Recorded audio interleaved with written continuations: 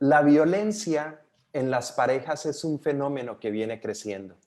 Y esto no deja exento a las parejas del mismo sexo. Durante este conversatorio estaremos hablando con nuestros invitados sobre las diferentes maneras para evitar que esto suceda y cómo tomar acciones en el ámbito emocional y, si es posible, en el ámbito legal. Hola, muy buenas noches, buenas tardes, buenos días, dependiendo la hora en que nos estés viendo o escuchando. Yo soy Carlos Drombo, del equipo de Escuela para Parejas. Somos un emprendimiento social donde tenemos como objetivo ayudar a promover la salud mental y el bienestar de las personas. Nos motiva a seguir en este emprendimiento, llegar con estos mensajes tan positivos a más de 400,000 personas que nos siguen en las diferentes redes sociales y más de 100,000 visitas que tenemos en nuestra página web. Y bueno, y formando y dando toda esta información que nos comparten los especialistas para que pues puedas transitar por este mundo de una manera más plena y más armónica. Bueno, durante estos 45 minutos estaremos hablando con nuestros especialistas sobre la violencia en parejas del mismo género. Y bueno, pues dos grandes invitados tenemos hoy. Por un lado, la maestra Marisela Tinajero. Marisela, muy buenas noches. Qué gusto tenerte por aquí de nuevo.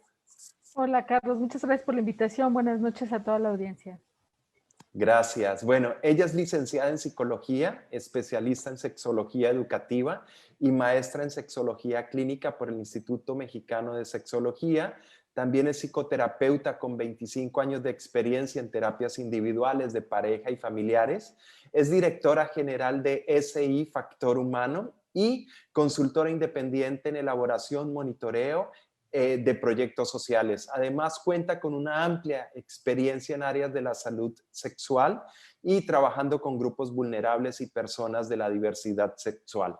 Bueno, nuevamente, bienvenida. Y bueno, otro gran especialista que nos acompaña esta noche. Por primera vez lo tenemos aquí en nuestro equipo de Escuela para Parejas. Enrique Ortiz Betancourt, muy buenas noches. Bienvenido. Buenas noches, Carlos. Buenas noches al auditorio. Esperemos que sea y suena ser un conversatorio muy interesante. Sí, muchas gracias.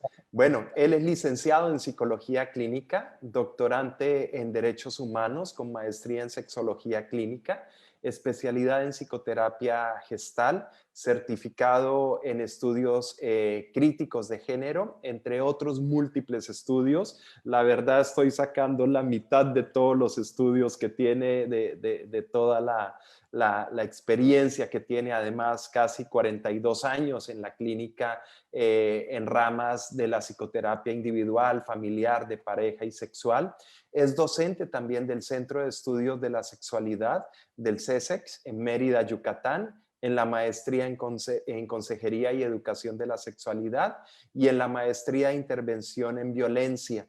En el diplomado también de Violencias Sociales, en el diplomado de Sexualidad y en el diplomado de Consejería centrado en la pareja y en las personas. Bueno, les damos la cordial bienvenida en nombre de todo el equipo que hacemos este programa. Pues bienvenidos, y a toda la audiencia, gracias por estar aquí, por acompañarnos. Y bueno, los invitamos que si tienen preguntas, ya saben, nos pueden escribir aquí en el chat de Facebook. Y con mucho gusto les pasamos las preguntas a nuestros especialistas para que pues, nos ayuden a dar respuesta a todos esos interrogantes que ustedes tienen. Y bueno, pues ya entrando en materia, ya para que empecemos con este tema tan interesante y que hay tanta gente atenta y que estaba ansiosa de escuchar este conversatorio.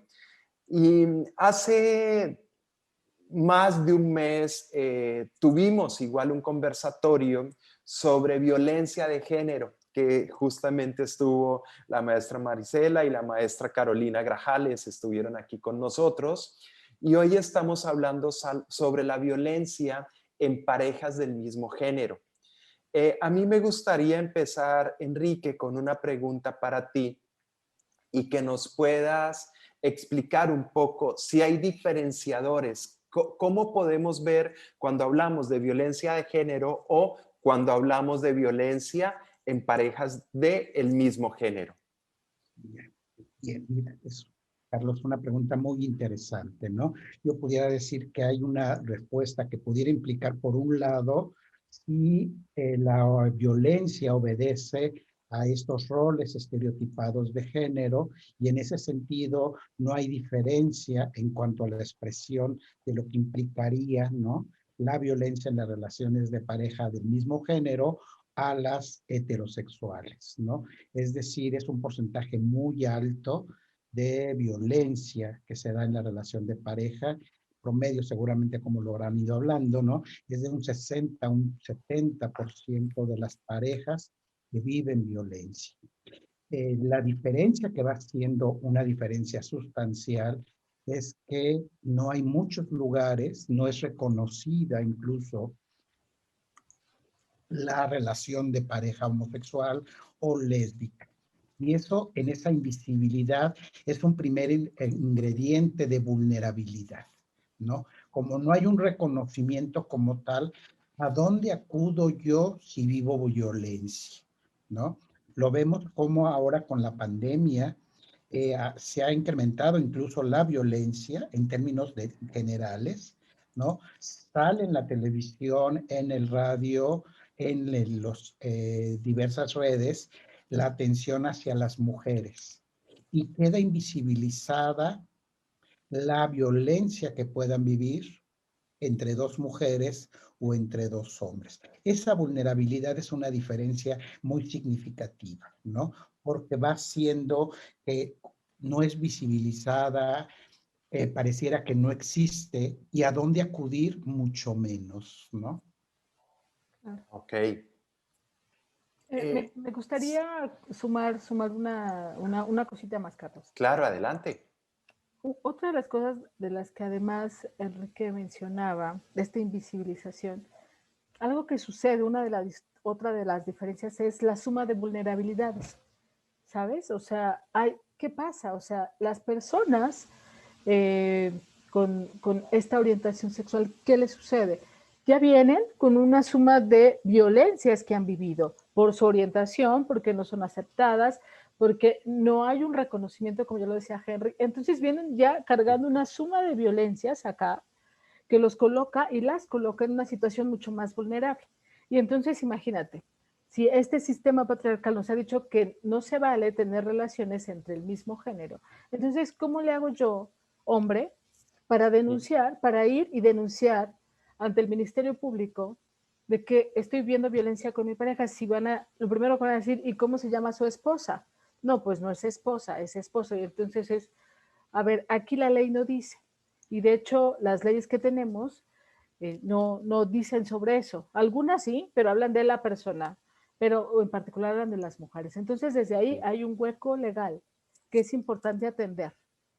Pero son como estas dos cosas, hay una diferencia, sí. Esta suma de violencias que nos coloca o las coloca a este grupo de personas en una situación de mucha más vulnerabilidad, y este hueco en las leyes en donde me avalo para decir que estoy viviendo violencia. Como persona, sí, pero por mi pareja, que es del mismo género, en donde dice y cómo me avala el Estado, ¿no? Entonces, ahí creo que desde ahí son esas diferencias también importantes. Ok. Y eso me lleva a preguntarle igual nuevamente a Enrique, eh, ¿hay diferencias en la forma como se organiza una pareja LGBT con respecto a la heterosexual? ¿Cómo podemos explicar esto?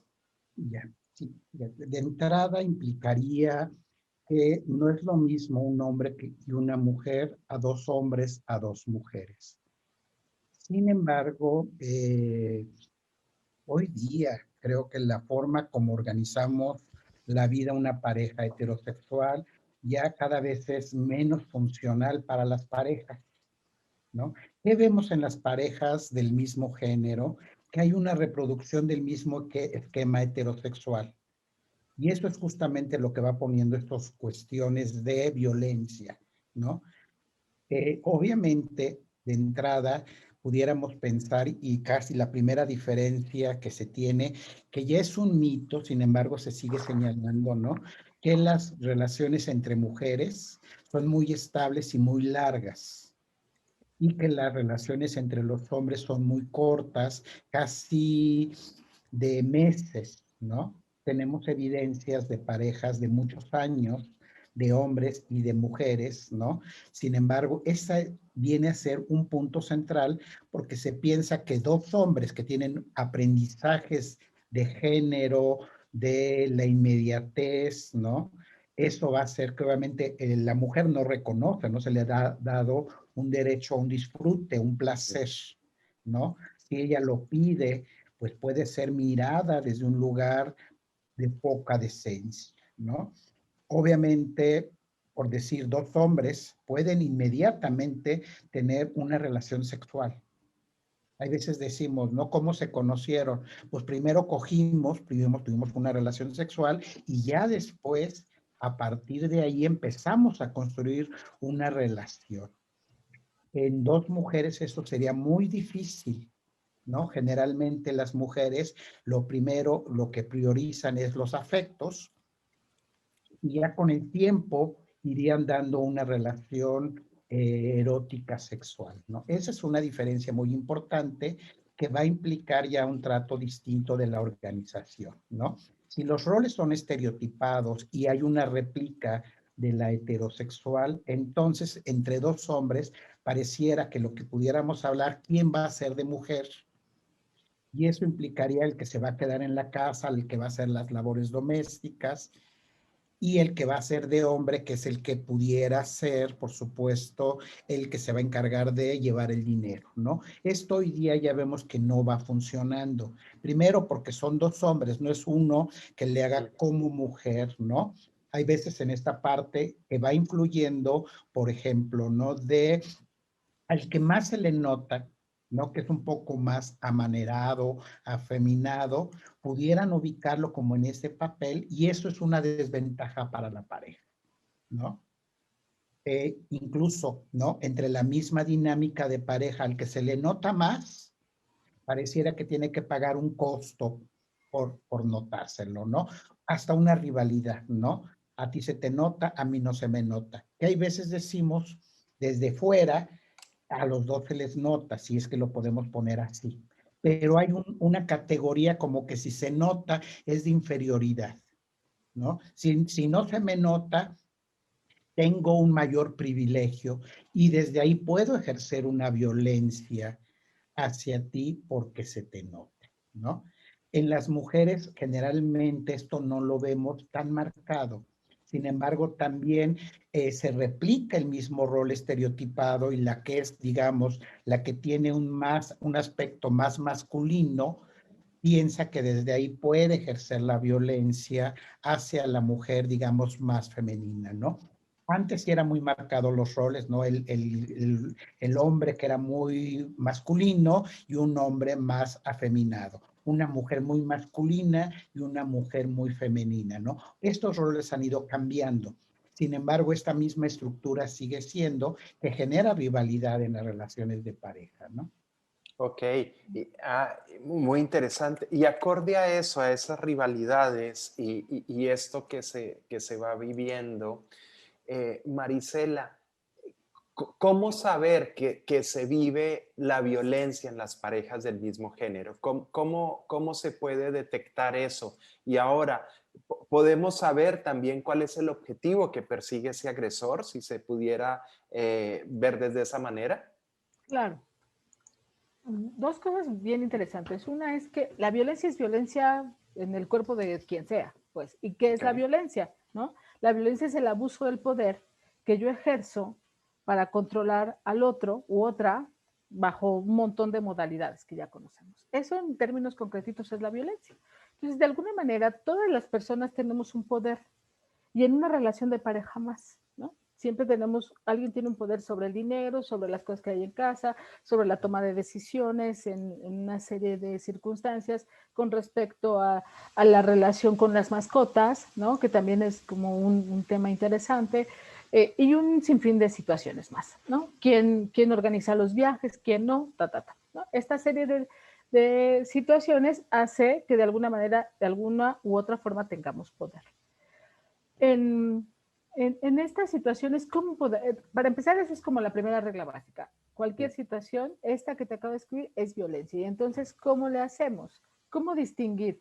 Recordemos que en este grupo de parejas son 2 masculinidades juntas y 2 feminidades juntas. Eso no las exime y no los exime de venir de una estructura patriarcal que nos ha dicho cómo hacer y qué no hacer. Y entonces, ¿qué podemos identificar de inmediato? Cuando me controla, cuando me manipula, cuando me chantajea, algo que me sucede mucho en la consulta con las parejas de chavos están en búsqueda de quién le va a decir primero al otro que van a ser novios. Como bien lo ponía Henry, usualmente se pueden conocer en un encuentro casual, sexual, y de ahí deciden establecer una relación de pareja. Sin embargo, alguno de los dos está en la espera de que uno le diga al otro quién va a ser el novio, ¿no? O sea, estoy esperando, ya vas a decirme que seamos novios, y desde ahí entonces está marcando una posibilidad para que el otro empiece a generar ya sea un chantaje, una manipulación y una serie de cosas que van poniendo o van colocando al otro en una situación de mayor vulnerabilidad. ¿Y cómo descubrir qué situación es esa? Yo les digo, cuando empezamos a sentir como angustia, como angostura acá, como algo que nos incomoda, es un signo clarísimo de que esa situación me está generando malestar. Y si esa situación, la que sea, está provocando que yo tenga una imposibilidad para relacionarme contigo, para borrar a alguien de Facebook, ¿no? Porque ahora algo pasa tienes que borrar a ese que no me gusta que te dé like en tus fotos. ¿Por qué te está hablando mucho? ¿Por qué te está haciendo esto? Eso pasa ahora en este momento, ¿no? Entonces, eso está limitando yo con quién decido relacionarme. Está limitando a quién le hablo, aunque sea de manera virtual. Eso ya es violencia. Por supuesto, ¿no? Sí. Eso está coartando mi posibilidad de decidir. Y cuando me dicen también, oye, tú ahora tienes que hacer esto porque a mí me viene mejor, me parece que desde ahí, cuando no me están pidiendo mi opinión y me quieren poner una imposición, también, y es que es por amor, porque te amo, por eso te digo, no, el amor no te pide nada de esas cosas. Entonces, el malentendido amor romántico incluido en estas parejas se transforma a veces en signos y síntomas de mucha violencia. ¿Los celos también están ahí? Claro, los celos, la mayoría de la gente dice, es que si no te cela, no te quiere. No, es una manera, por supuesto, transformada o tergiversada de la manipulación o del control, ¿no? Con quién estás, es que por qué te ve así, es que por qué te está dando tal o cual información, por qué el mesero a ti te sirvió primero y no a mí, ¿no? O sea, te estás coqueteando, baja la mirada, esta serie de cosas, donde las violencias empiezan así y llegan, por supuesto, a los golpes, y llegan a la violencia física, y llega a la violencia sexual, donde hay violación, donde ya hay una serie de situaciones que los pone en riesgo, que las pone y los pone en riesgo. Ok. Ahora, para los dos, esta es una pregunta que igual la pueden complementar. ¿El maltratador hace esto de manera consciente o es inconsciente? ¿Cómo una persona que es maltratador o sufre de esto puede entenderlo para saber si lo hace de manera consciente o es inconsciente y poder pedir ayuda, poder buscar esa asesoría de un terapeuta que le ayude a salir de ahí? ¿Qué opinan ustedes? ¿Cómo se puede interpretar esto? Adelante, Enrique. Ya, bien, yo diría, fíjate, es una pregunta bien interesante, ¿no? Ya Marisela decía cómo la violencia, cómo identificarla es cuando puede ser desde la violencia física, psicológica, sexual, y que va a tener estas características, ¿no? Te pego, te golpeo, te digo cómo debes de vestir, te dejo de hablar, etcétera, ¿no? ¿Cómo es que se va dando estos factores en una relación? Es totalmente, decimos, no es consciente, no hay algún elemento. ¿Puedo yo justificar que que es generalmente el que va ejerciendo la violencia. Tú me provocaste, no hay una responsabilidad de mis actos, ¿no? Entonces dice, tú me provocaste, si tú no me hubieras puesto en esta condición de celos, yo no te hubiera agredido, ¿no? No, aquí lo que implica es el que estás ejerciendo la violencia es su responsabilidad. Y cómo empezarla a mirar, puede cambiar. Es una construcción cultural. No tiene que ver, aunque muchas veces se ha querido asociar que la violencia es una respuesta de la masculinidad o de los vestigios que tenemos, incluso instintivos. No. Lo hemos mirado tanto en parejas hetero como homosexuales y de otras naturalezas, que incluso el que agrede pega y dice, ¿y por qué no le seguiste pegando? Luego le preguntamos, ¿no? Y dice, no, le pegué hasta donde era suficiente, porque a lo mejor le puedo matar. Entonces hay una conciencia, no es impulsiva, que es otro ingrediente que se da, sino que se ejerce como una manera totalmente consciente de generar un daño, porque no está en esta cuestión de poder. Yo considero que tengo el derecho de corregirte, de llamarte la atención, y desde ahí soy como el dueño de alguna manera, ¿no? La dueña, si hablamos de una relación de mujeres, de poderte agredir, ¿no? Entonces, esas serían estas características, ¿no? Seguramente Mari va a señalar otras. Pues totalmente de acuerdo contigo, la violencia es consciente. O sea, lo hago con dolo, lo hago con intención de, sí, de lastimarte, pero entendamos como el fondo de esto, y es para controlarte. Porque si, para que sepas quién es tu dueño o tu dueña, es como un asunto de objetividad, o sea, como de cosa. No me da un derecho de sujeto o de sujeta, sino como de cosa, como esto. A esto yo lo pongo acá o lo muevo cuando a mí se me antoja. Y lo hago consciente, ¿no? Eso mismo pasa en la violencia. O sea, la violencia es consciente. Aunque si bien es cierto, tenemos un montón de cosas aprendidas y construidas en esta sociedad totalmente, sin embargo lo hacemos con dolo, con la intención de lastimarte, de controlarte, de, no, que no se podía, ya viste que sí se puede, ¿no? Alguien utiliza en unas parejas que he estado mirando o que he estado trabajando, lo que hacen es dejarse hablar, como lo decía Henry, y lo hacen con la intención de, ahora vas a ver que si volteas a verme, y ahora, ok, no te como digo ignorando nada. al otro. Ajá, te ignoro, pero además, ¿sabes qué hacen? Buscan, lo que hacen es subir información a las redes sociales y no te las comparto, o sea, no comparto contigo mi publicación y la subo para que sí me veas que yo estoy bien.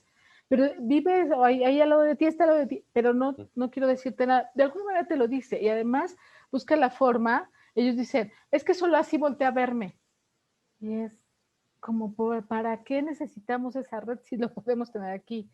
Hay una necesidad un poco de invisibilizarse, seguir invisibilizando y hacer eso o nulificar a alguien es una situación no de extrema violencia. Yo creo que la violencia toda es extrema, entonces pues es violencia. Entonces sí es con intención de controlar, ¿no? Ok. Ahora, Henry, ¿hay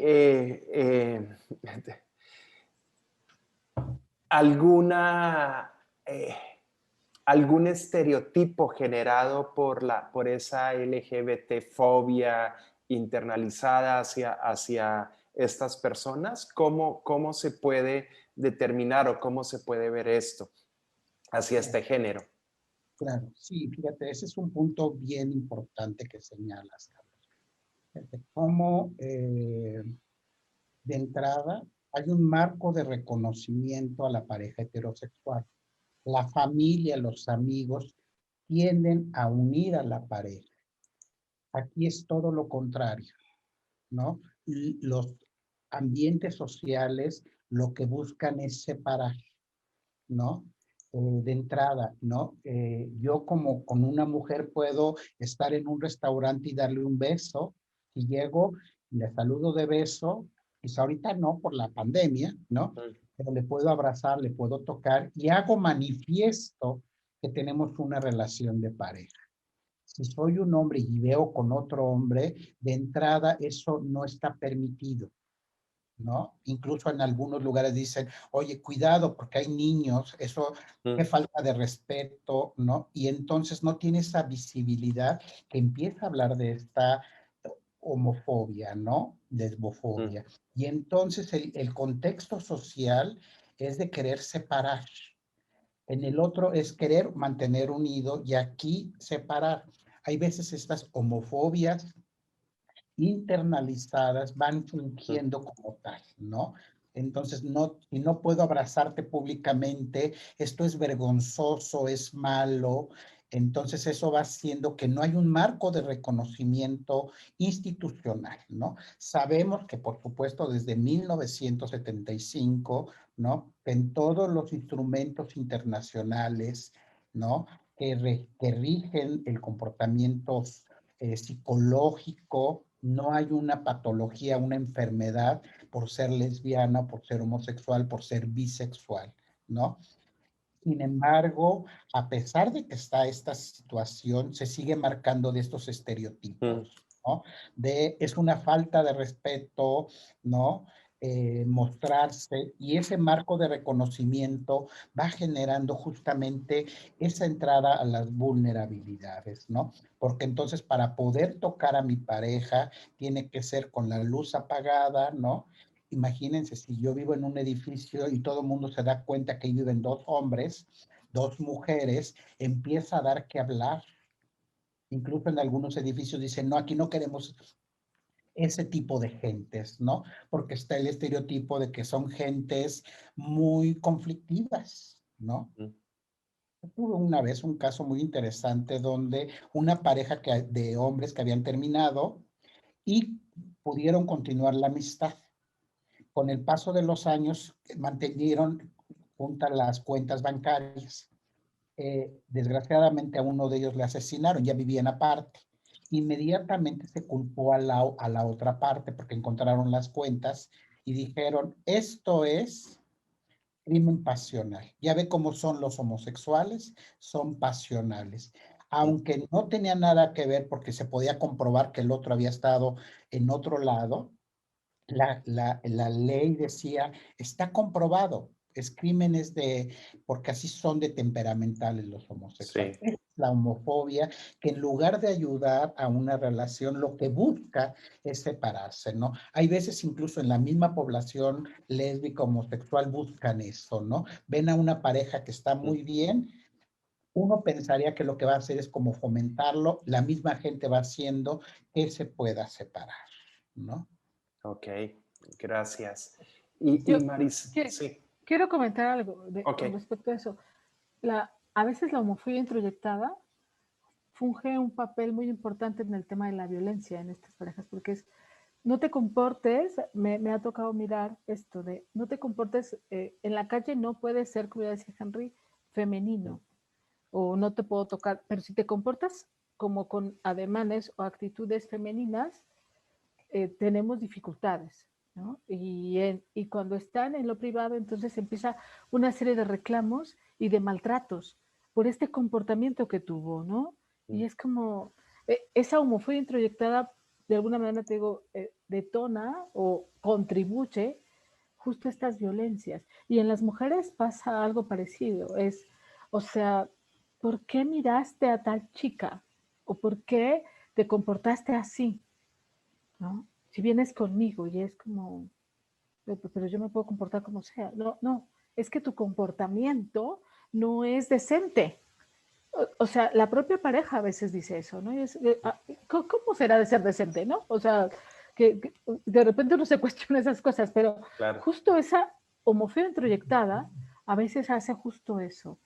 Y son como esas líneas tan sutiles que cuesta trabajo mirar, pero que suceden, ¿no? Que en la realidad, y ahora con la pandemia, eso de a ratos ha incrementado muchísimo, aunque no parezca, yo les digo, se empezaron a desatar todos nuestros demonios y nuestros fantasmas en estos espacios de encontrarnos en espacios como como en el con ese encierro un poco, ¿no? confinamiento. Con este confinamiento. Sí, Marisela, y a propósito de esto y lo que mencionaba Henry, que le decimos Enrique, se llama Enrique, Perdón. pero también le decimos Henry, entonces por si la audiencia Va a decir, ¿qué piensa pasa? que sí, Perdón, también, perdón. no te preocupes, pero qué bueno que lo aclaramos. Ahora, ¿qué consecuencias genera esto sobre la conducta humana, sobre estas personas que son violentadas? ¿Qué conducta, qué consecuencias, perdón? Las consecuencias que genera es este desdibujamiento de la persona. ¿Qué es eso del desdibujamiento? Como que nos borra, nos va borrando la violencia, nos va borrando, yo les digo, nos va quitando como si tuviéramos un dibujito y nos va borrando el brazo, la mano, el codo, o sea, nos va dejando sin herramientas. ¿Cómo es que nos deja sin herramientas?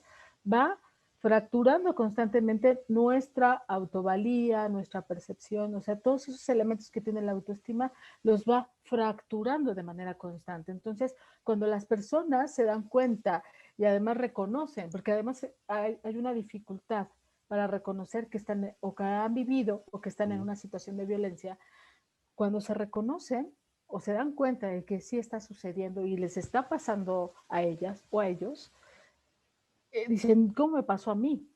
Pero además es cómo salgo de ahí. Se vuelve un poco complejo salir, justo porque me quedo sin herramientas, sin elementos para salir. Me cuestiono si de verdad soy capaz, me cuestiono si de verdad soy capaz de vivirme y de recuperarme sin esa persona conmigo.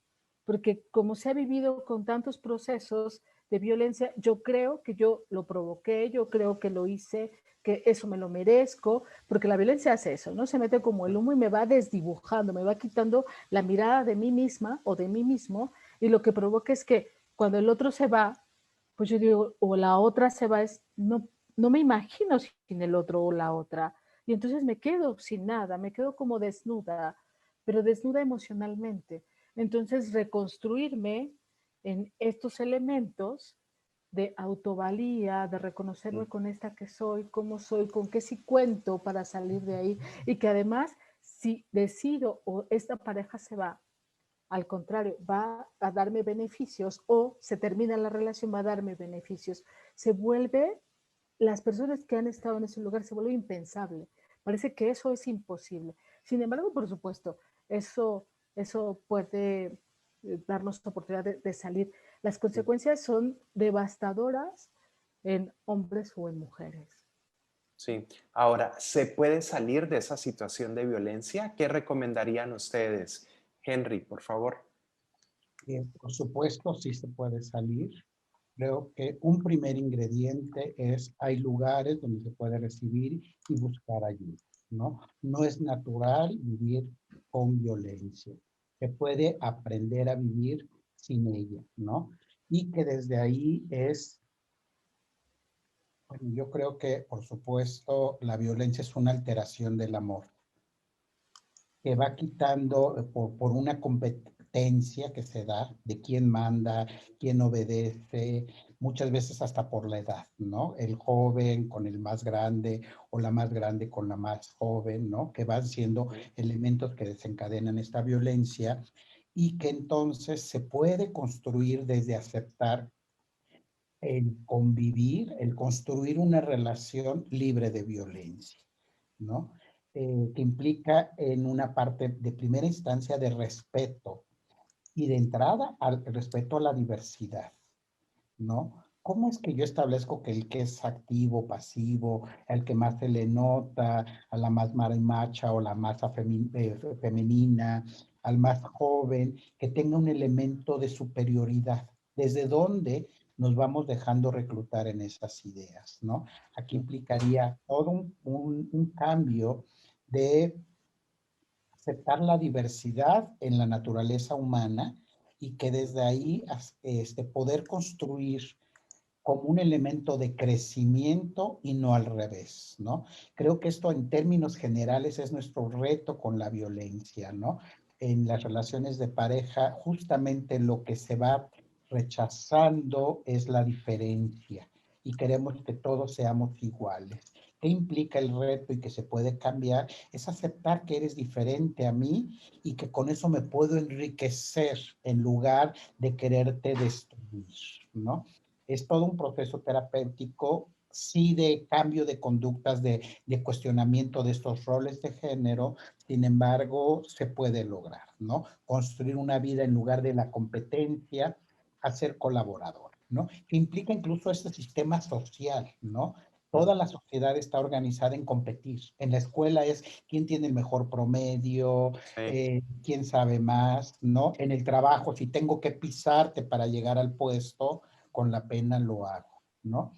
Y esa es la parte social que me parece que tenemos que cuestionar y que se va replicando en las relaciones de pareja, ¿no? Es decir, cómo hacer desde un trabajo social, ¿no? Eh, Ojo, muy importante, ¿no? Es buscar una ayuda de un especialista, porque muchas veces lo que se empieza a cuestionar es como si la homosexualidad fuera una enfermedad, o tanto masculina como femenina, y que así son las relaciones de insanas en las relaciones. No, lo que se puede vivir, ser una pareja heterosexual u homosexual feliz, va a depender desde dónde se quiera construir. Ok, gracias. Y aprovecho para dar entrada a una pregunta de uno de nuestros escuchas. Marco, él dice que, bueno, que se presenta Marco Montes, que él es gay, y honestamente dice, la estoy pasando mal con mi pareja, porque siento que al ser hombres los dos tenemos una lucha de poderes, ya lo mencionaban ustedes, y es por eso que peleamos bastante. Y la pregunta de él es, ¿alguno de los dos va a ceder en un momento o siempre será así? Y aquí, ¿qué más le pueden, qué otro consejo le pueden dar a Marco? Adelante, Yo, Marisela. yo, yo le diría a Marco, Marco, muchas gracias por escribirnos, gracias por la confianza de ponerlo acá. Te agradecemos profundamente eso y decirte, a veces en las relaciones de cualquier tipo interpersonales, pero en particular en las de pareja, aprender a negociar. Y recuerda que ceder y ceder nos va a dar, nos va a sumar, no nos va a restar. Entonces, esa es como una primera cosa. Y la otra es, yo como persona tengo que identificar cuáles son mis irrenunciables, esas cosas a las que yo no estoy dispuesta o dispuesto a renunciar. Eso que me hace a mí ese que eres, ese Marco que tú eres, ese que no te puede cambiar por nada, ni puedes ceder por nada, porque cederías ese que eres tú. Sin embargo, hay otras muchas cosas que sí podemos negociar en la relación. Y entonces es que yo quiero ir a ver una película, pero yo quiero ver un show o un streaming del teatro. Bueno, pues negociemos, a lo mejor hoy me toca a mí, pero es que la película la podemos ver después y el teatro solo hoy porque lo pagamos así. Bueno, pues veamos como esas posibilidades y atrevamos a negociar. El ceder no te hace menos, el ceder no te hace débil. Es como a veces un chip que nos instalan. Entonces, si cedo, soy débil, si cedo, soy menos. No, no, no. El ceder te hace más sabio y con mucha más capacidad de ser panorámico para mirar una relación más amable, más con mucho más bienestar. Si no es posible ceder, yo digo, pues habría que preguntarse si de verdad vale el esfuerzo mantenerse ahí. Si no hay posibilidad de ceder, jamás, y siempre te dicen que es así, es así, así, yo digo, pues entonces habría que pensarlo, ¿no? Enrique, ¿tú alguna complementando el comentario de Marisela? Algo Sí, para Marco. sí, Marco, fíjate qué interesante y gracias por compartir tu forma, con la dinámica que estás viviendo tú y tu pareja, ¿no? Fíjate, yo lo primero que habría que cuestionarnos es el para qué están en una lucha de poder, ¿no? Cuando entramos en una lucha de poder, no ganas tú, Marco, no gana él. Los dos pierden, pierde la pareja, ¿no? Y eso habría que ir pensando, ¿para qué nos sirve entrar en una dinámica de poder?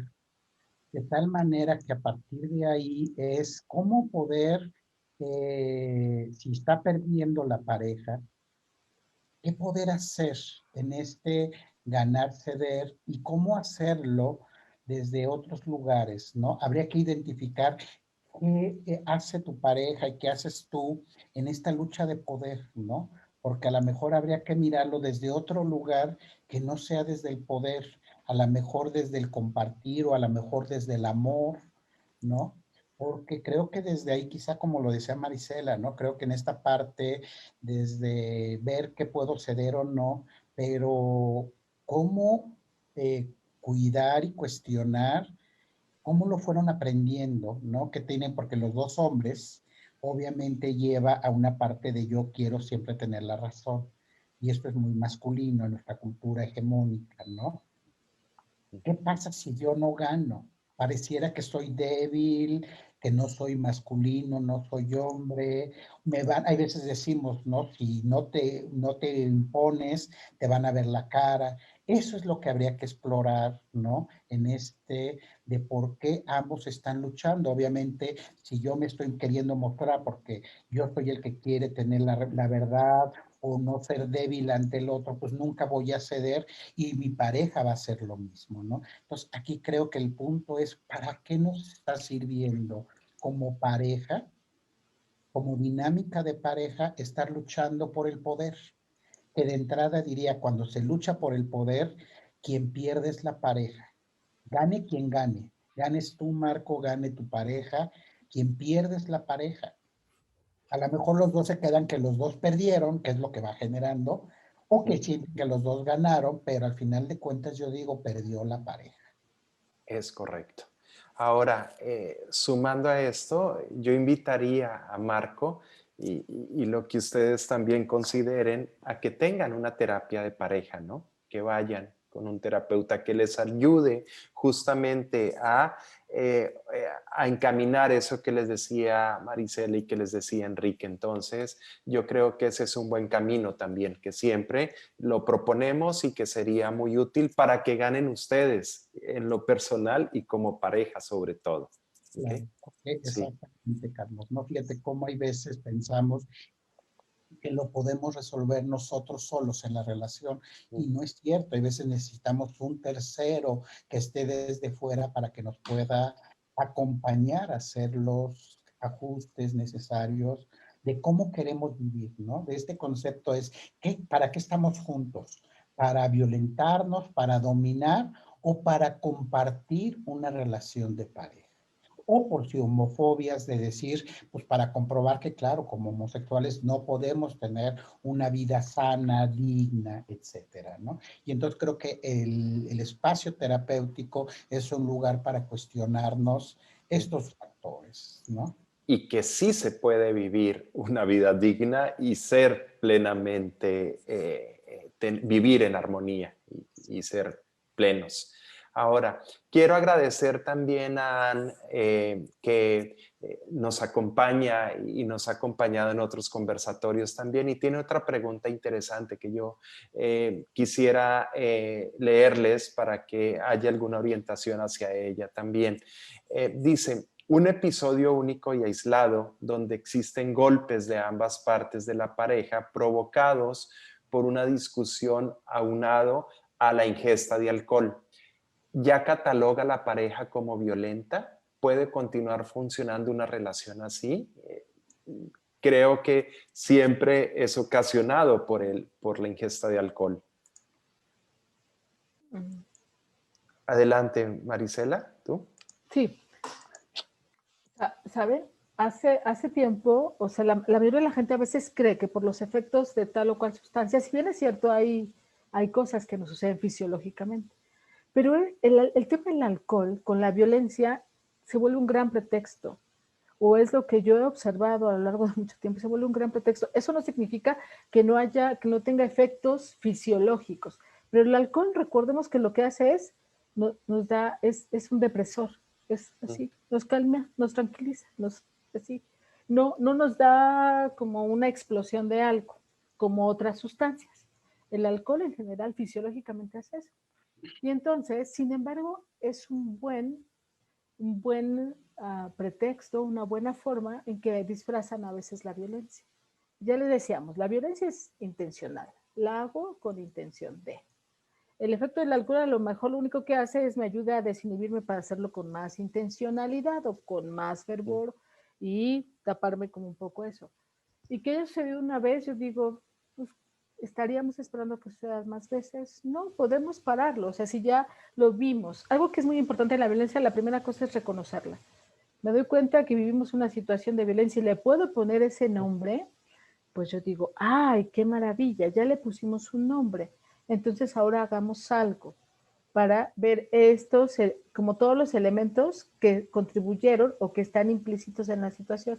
El tema del alcohol, que puede ser un tema que está ahí, pero que también está generando otras cosas, tal vez no solo eso, ¿no?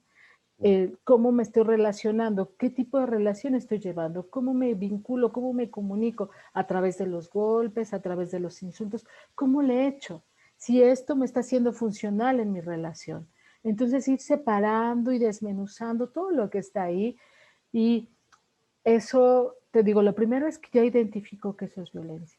Y entonces yo te diría, muchísimas gracias primero por ponerlo acá. Dos, como esos elementos que habría que mirar. Y tres, pues trabajarlo. Me parece que la pareja pueden hablarlo, negociar y decir, a ver, sentémonos. ¿Qué estamos haciendo? A lo mejor sucedió, ¿qué vamos a hacer ahora? La siguiente vez, vamos a esperar que haya una siguiente vez, no, sí, ¿qué vamos a hacer? ¿Cómo queremos vivir ahora después de reconocer que vivimos ese episodio? ¿No? Yo les diría eso. Ok, Muchísimas gracias por compartir. ok, gracias.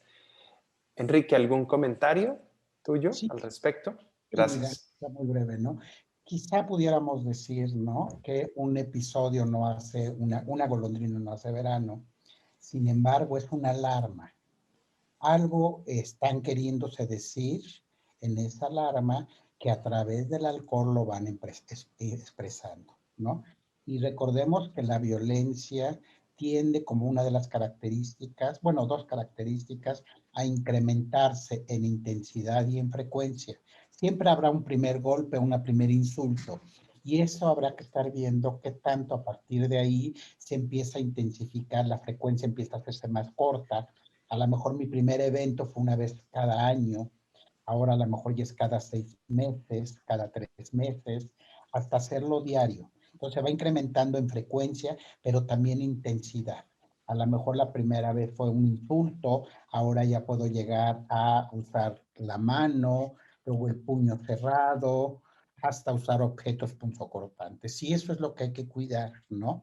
Porque si no se va incrementando y además va pasando quizá este fenómeno que a mí me gusta mucho equipararlo como en este efecto que está comprobado, digo, es muy cruel, pero es real, ¿no? Cuando una rana, si está en un ambiente, digamos, lo meto en una cacerola con agua hirviendo, la rana va a brincar. Mm, Si yo meto la rana en agua fría y le pongo poquita flama, a cocerse la rana.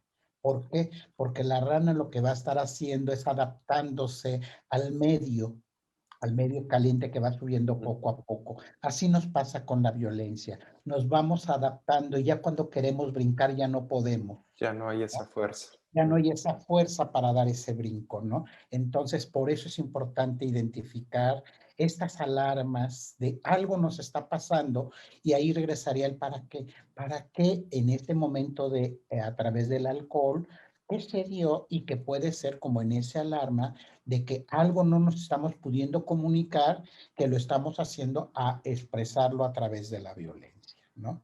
Creo que es importante siempre encontrar para qué y efectivamente no puede ser una justificación porque estaba tomada, porque estaba en estas circunstancias, ¿no? A lo mejor es cierto, pero también hay una parte que, pues ahora sí que como luego decimos, ¿no? El borracho dice la verdad y va expresándolo y de ahí puede tener esta justificación que lo vemos muy frecuentemente, sobre todo cuando esta es mutua, porque hay también ese tipo de violencia, ¿no? Que también se da en las parejas lésbicas y homosexuales, de que sea una violencia mixta, ¿no? Ambos nos violentamos, ¿no? Recibimos y damos violencia, ¿no? Y entonces, Ok, como entender el para qué. ok. Bueno, yo creo que son explicaciones y, un mensaje muy claro que se le da a Ana en esta respuesta. Y bueno, pues ya estamos entrando en la recta final, ya nos pasamos algunos minutos, pues la ventaja es que no nos cortan la señal, solamente abusamos de el tiempo de ustedes y de toda nuestra audiencia, pero yo creo que lo amerita con esta información tan importante, igual como lo menciona la gente en nuestras redes sociales, que un episodio muy, muy interesante y la plática que se está teniendo con ustedes. Entonces, vale la pena seguir. Y quisiera leer aquí la última pregunta de Luisa, justamente que dice que la comunicación con mi pareja se ha limitado muchísimo y las peleas son más continuas por cualquier cosa. ¿Tendría que ir yo primero a terapia o ambos? Marisela, adelante. Pues, qué interesante. Gracias, Luisa. ¿Sí, Luisa? Sí, Luisa. Luisa, gracias por la pregunta y por la confianza. Primero decirte que si ya detectaste que es necesario, que tú quieres ir a terapia, o sea, identificas, entonces cuando tú preguntas, ¿habría que ir a terapia juntos o voy yo primero? Ya lo identificaste tú. Yo te diría, ve a terapia. Es algo que tú ya identificaste. Tu pareja, a lo mejor, si se lo propones, tal vez te diga que sí, tal vez te diga que no, que más tarde, no lo sé, eso es algo que tendrás que preguntarte también si quieren iniciar un proceso de terapia de pareja. Sin embargo, ya lo identificaste tú. Ve a terapia, busca la mejor opción para ti. Y cuando tu pareja a lo mejor decide que sí quiere también acudir, pues acudirán en pareja o separados, como ustedes lo decidan. Aquí lo interesante es lo que tú ya miraste. No lo dejes ahí como olvidado. Hazle caso a eso que ya miraste. Sí, que no pase el efecto de rana. Exactamente. Sí, sí, ok, bueno. Y para terminar, me gustaría si nos pueden recomendar algún libro, alguna película, alguna serie que pueda ejemplificar de de este tema que hemos estado hablando el día de hoy, algo que ustedes quisieran compartir con nuestra audiencia. Adelante, empecemos por ti, Enrique. Bien, bueno, yo recomendaría de primera instancia, hay un texto que es, creo que, muy accesible para todo público, que es la experiencia homosexual, ¿no?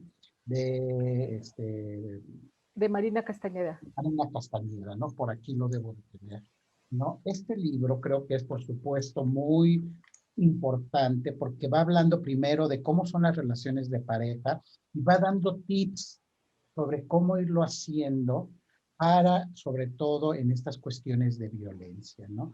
Entonces, se llama La experiencia homosexual para comprender la homosexualidad desde dentro y desde fuera, ¿no? Que es de Marina Castañeda, de Editorial Paidós. Creo que es un texto muy accesible, de un lenguaje muy simple, y no por eso le quita profundidad y seriedad al tema, ¿no? Okay. Libre de juicios y de elementos, ¿no? Ok, muchas gracias.